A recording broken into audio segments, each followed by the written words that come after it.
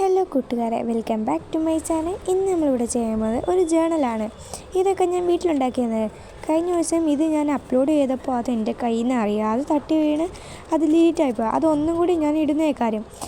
ഇതിൻ്റെ ഉണ്ടാക്കുന്ന full video വിടുന്നവർ comment ബോക്സിൽ മെസ്സേജ് അയച്ചാൽ മതി, ഞാൻ ഉടനെ ഇടുന്ന കാര്യം.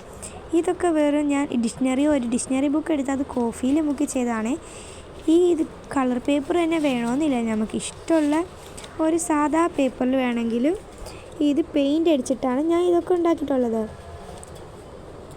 ഇനി വെറുതെ കടയിൽ പോയിട്ടൊന്നും മേടിക്കേണ്ടല്ലോ, വീട്ടിൽ തന്നെ നമുക്കൊരു ജേണലാവാമല്ലോ. നല്ല ഭംഗിയിൽ എങ്ങനെ ഒരു ജേണൽ ഉണ്ടാക്കാൻ ഞാൻ ഇടുന്ന കാര്യം. ഇതിനകത്തൊക്കെ വരയില്ലാത്ത ബുക്കും വരയില്ലാത്ത പേപ്പറാണ് ഏറ്റവും നല്ലത്. നമുക്കിത് നടുക്കുന്ന് കീറിയാൽ ഏറ്റവും നല്ലതായിട്ട് ഭംഗിയുള്ളത്. നമുക്കിഷ്ടമുള്ള ചിത്രങ്ങളൊക്കെ വരയ്ക്കാമേ.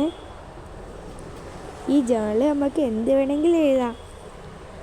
ഡയറി ആക്കാം, അല്ലെങ്കിൽ കൊച്ചു ആഗ്രഹങ്ങളൊക്കെ എഴുതാം, ഡ്രീംസ് എഴുതാം, അങ്ങനെ വലിയ എഴുതാം.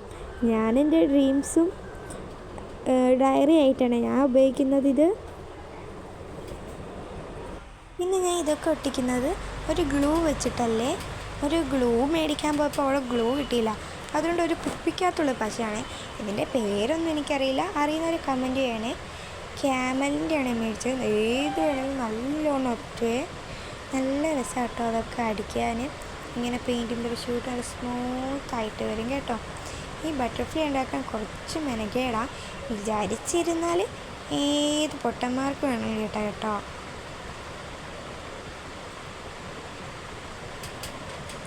എനിക്ക് ഇഷ്ടമുള്ള സ്റ്റിക്കർ ഇതാക്കാമേ.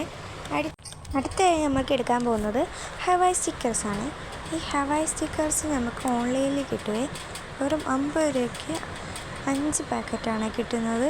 പിന്നെ 20 രൂപയ്ക്ക് 120 അങ്ങനെ കൂടുന്നാലും പൈസ കൂടിക്കൊണ്ടിരിക്കും.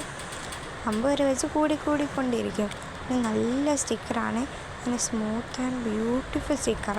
ഇത് നിങ്ങൾക്ക് വേണമെങ്കിൽ ഓൺലൈനിൽ ആമസോൺ, മീഷോ എന്നൊക്കെ മേടിക്കാം കേട്ടോ.